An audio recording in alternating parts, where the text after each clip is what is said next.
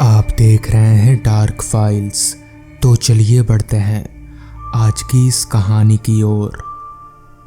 रवि और नितेश दोनों दोस्त हैं, जहाँ जाते हैं साथ रहते हैं। हॉस्टल के कमरों में दोनों साथी हैं। जब भी कॉलेज में शनिवार आता है ये उसी रात घूमने चल पड़ते हैं। सुबह रविवार को हॉस्टल पहुंचते हैं, वार्डन को रिश्वत देकर निकल जाते हैं। आज शनिवार है, शाम के 7 बज गए। रवि और नितेश दोनों हॉस्टल से निकलने के फिराक में हैं। 8 बज गए, हॉस्टल की लाइट बंद हो गई। दोनों दबे पांव निकले, कमरे का दरवाज़ा धीरे से बंद किया। चारों तरफ देखने लगे, कोई देख तो नहीं रहा। पीछे के दरवाजे से निकले, जो कि वार्डन से पहले ही खोल दिया था। दरवाज़ा खोलते ही भाग निकले और रोड पर जाकर रुके और हाँफने लगे। दोस्त से मांगी कार पार्किंग में खड़ी थी। दोनों गाड़ी के पास आए और रवि ने अपनी जेब टटोला और चाबी निकाली और लॉक खोलकर दोनों गाड़ी में बैठ गए। आज कहाँ चले भाई घूमने? बोर हो रहे हैं, कोई बाहर डिस्को विस्को में जाते हैं। रवि ने कहा। हाँ तू सही कह रहा है, तू बता कहाँ चले? इस बार भूतिया जंगल चले क्या? नितेश ने कहा। भूतिया जंगल? नहीं यार, वहाँ क्या है घूमने के लिए? कुछ खाने पीने का होटल नहीं है? रवि ने कहा। एक काम करते हैं, 8 बजे कोई होटल या बार खुला होगा, दोनों खाना और बियर लेते हैं और आज जंगल में पार्टी करते हैं। कोई आता नहीं है, अपनी मौज है। नितेश ने कहा। नितेश ने अपनी गाड़ी घुमाई और जंगल के रास्ते चल पड़े। रास्ते में एक छोटा सा होटल, खाना लिया और बियर की बोतलें ले लीं और जंगल पहुंचने वाले थे। तभी रवि ने कहा, भाई कोई दिक्कत तो नहीं आएगी ना? ये रास्ता सुनसान है। नितेश बोला। तेरा भाई है ना साथ में, टेंशन क्यों लेता है? गाड़ी जंगल पहुंच गई। दोनों गाड़ी से उतरे और गाड़ी में खाने का सामान उतारा और गाड़ी लॉक कर दी। तभी रवि ने कहा, भाई अंधेरा है यहाँ तो, कुछ दिख नहीं रहा। नितेश ने अपने हाथ में रखी टॉर्च जलाई। मैंने सब बंदोबस्त कर लिया है, सब लेके आया हूँ। दोनों चलते गए। जंगल में चप चप की आवाज़ आई। रवि ने नितेश से कहा, भाई धीरे चल ले, कितनी आवाज़ कर रहे हैं तेरे जूते। मैं तो धीरे ही चल रहा हूँ, तेरे जूते बज रहे हैं। रवि ने अपने जूतों की तरफ देखा, फिर कहा, नहीं तो हम दोनों तो धीरे ही चल रहे हैं, फिर ये आवाज़ कहाँ से आ रही है? दोनों ने एक दूसरे को देखा। अरे कोई बिल्ली होगी, तू क्यों डर रहा है? नितेश ने रवि से कहा। थोड़ी दूर जाने के बाद नितेश ने कहा, ये जगह सही है। थोड़ी जगह साफ की और सामान रख दिया और दोनों बैठ गए। अचानक से डरावनी आवाज़ आई। सुनसान जंगल साए साए करने लगा। दोनों दोस्त मस्ती से बातचीत करते खा रहे थे। टॉर्च की रोशनी अचानक से बंद होने लगी, फिर चालू हो गई। धीरे धीरे झपझप करने लगी। रवि ने थोड़ा हाथ से टॉर्च को दबाया और फिर टॉर्च चालू हो गई। तभी रवि ने कहा, नितेश यार चल, यहाँ कुछ अजीब अजीब सी हरकतें हो रही है, मुझे डर लग रहा है। बिना हवा जंगल के पेड़ के पत्ते अपने आप हिलने लगे। सुनसान जंगल में डरावनी आवाज़ें आ रही थी, जैसे कोई जंगली गीदड़ हो। आसमान में अब लगातार चमगादड़ उड़ने लगे। उनकी आवाज़ इतनी भयंकर आने लगी थी कि दोनों ने अपने कान बंद कर लिए। तभी रवि ने कहा, यह जंगल भूतिया है, काफ़ी लोगों से सुना है, हमें आना ही नहीं चाहिए था। हाँ सही कह रहा है, अब तो मुझे भी डर लग रहा है, चल निकलते हैं यहाँ से। नितेश ने कहा। नितेश और रवि दोनों जल्दी जल्दी अपना सामान बांधने लगे और उठकर चल पड़े। एकदम से हवा का झोंका आया और नितेश के हाथ को झटका लगा और टॉर्च नीचे गिर गई। जैसे नितेश टॉर्च उठाने लगा, उसे रवि नहीं दिखा। रवि को आवाज़ लगाई। उसने जैसे ही गर्दन घुमाई, एक डरावना चेहरा सामने आया। उस चेहरे को देख उसकी चीख निकल गई। उसने जैसे ही टॉर्च जलाई कोई नहीं दिखा। अब नितेश जल्दी जल्दी रवि को ढूंढने लगा। आगे चला तो रवि दिखा। तू क्या कर रहा है? मैं कब से ढूंढ रहा था तुझे। तो रवि ने कहा, यहाँ से जल्दी चलो, मैं तुम्हारे साथ था।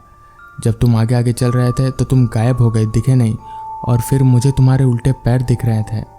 ये कोई सच में ये भूतिया जगह है, जल्दी निकलो यहाँ से। और वो दोनों जल्दी जल्दी भागने लगे।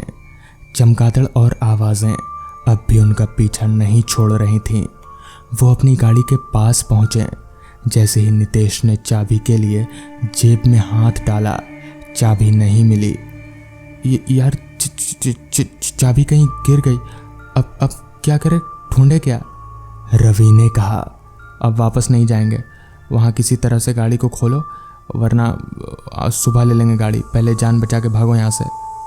नितेश ने कोशिश की गाड़ी खोलने की, पर वो लॉक थी।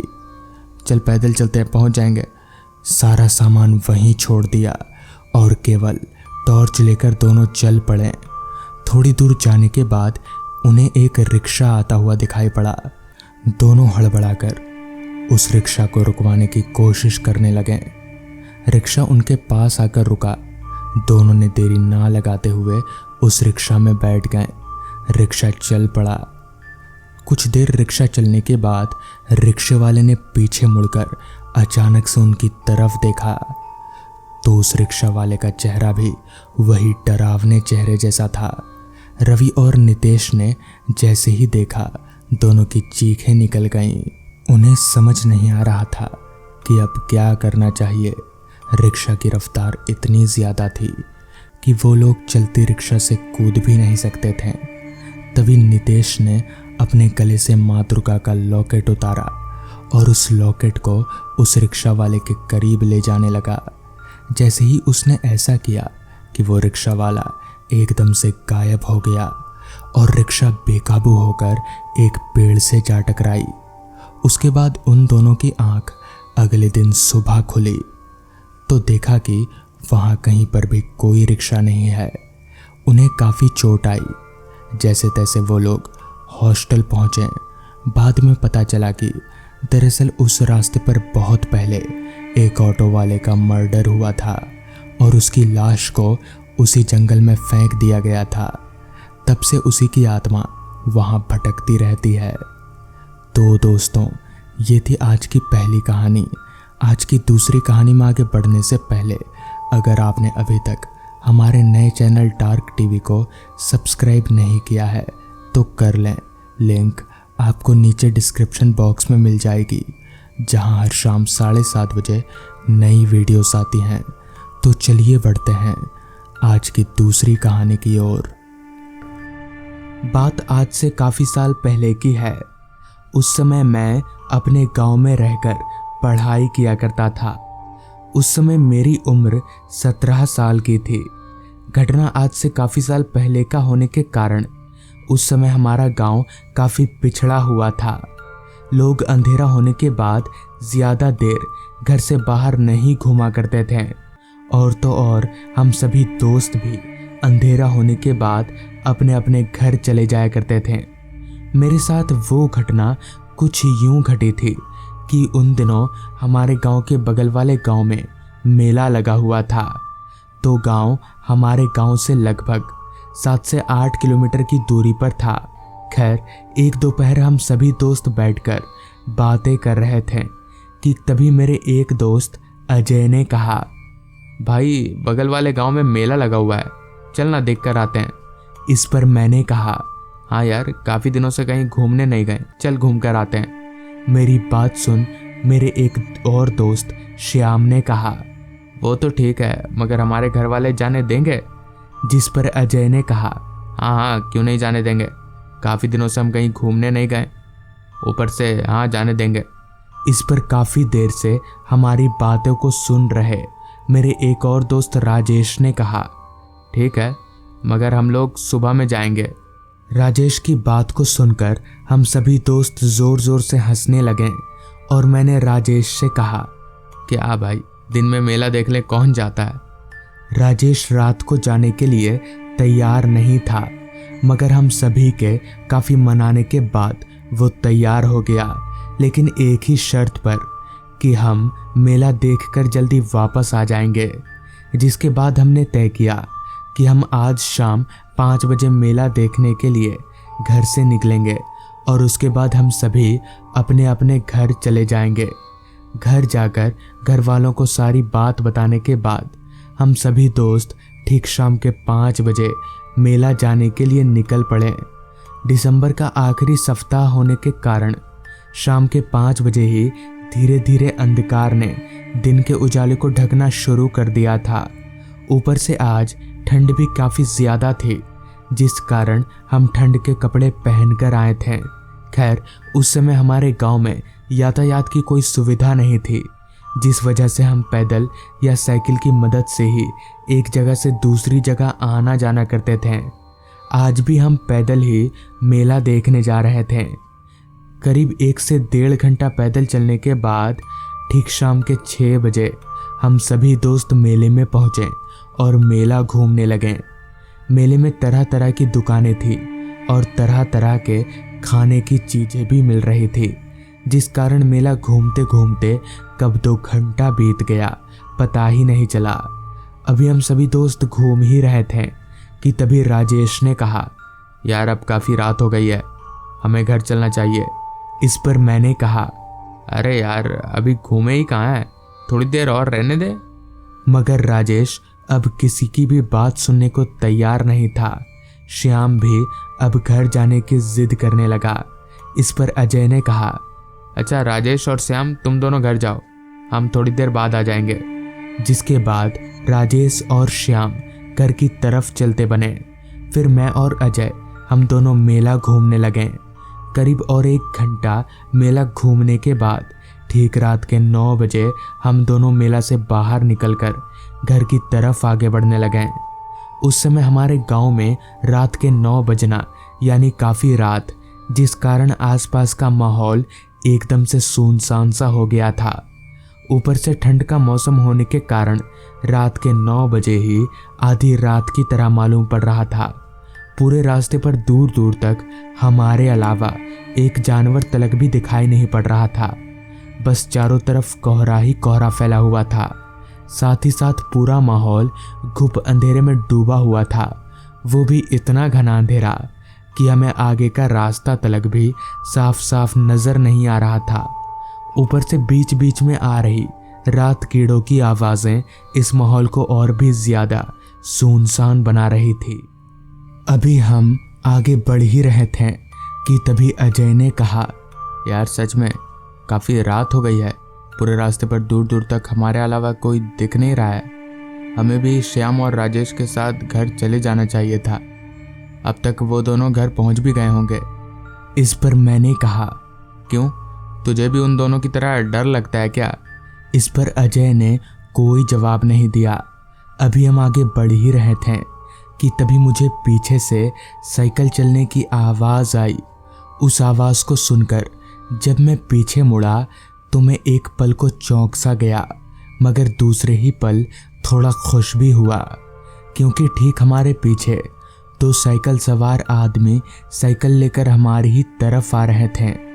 मगर इतनी रात गए ये दोनों आदमियों को देखकर मैं चौंक गया, लेकिन दूसरे ही पल मैंने अपने मन ही मन में सोचा कि इन दोनों आदमियों से मदद मांगकर हम दोनों उनके साइकिल पर बैठकर कुछ दूर आगे चले जाएंगे। जिसके बाद मैं उन साइकिल सवार आदमियों को हाथ दिखाकर साइकिल रोकने का इशारा करने लगा। उन दोनों आदमियों ने भी ठीक साइकिल को हमारे पास लाकर रोका। तो उन दोनों आदमियों के साइकिल रोकते ही मैंने उनसे कहा, भाई साहब आप हरिपुर गांव की तरफ जा रहे हैं क्या? इस पर उन दोनों आदमियों ने अपना सिर हाँ में हिलाया। उन दोनों आदमियों ने अपना चेहरा पूरी तरह से मफलर से ढक रखा था, जिस कारण उनका चेहरा हमें दिखाई नहीं पड़ रहा था। खैर उससे हमें क्या, हमें तो बस मतलब था अपने घर पहुंचने से। जिस पर मैंने कहा, आप हमें हीरापुर गांव छोड़ दीजिए। इस पर दोबारा से उन आदमियों ने अपना सिर हाँ में हिलाया। जिसके बाद मैं और अजय उन दोनों के साइकिल पर एकाएक करके बैठ गए और हमारे बैठते ही उन दोनों ने साइकिल चलाना शुरू कर दिया।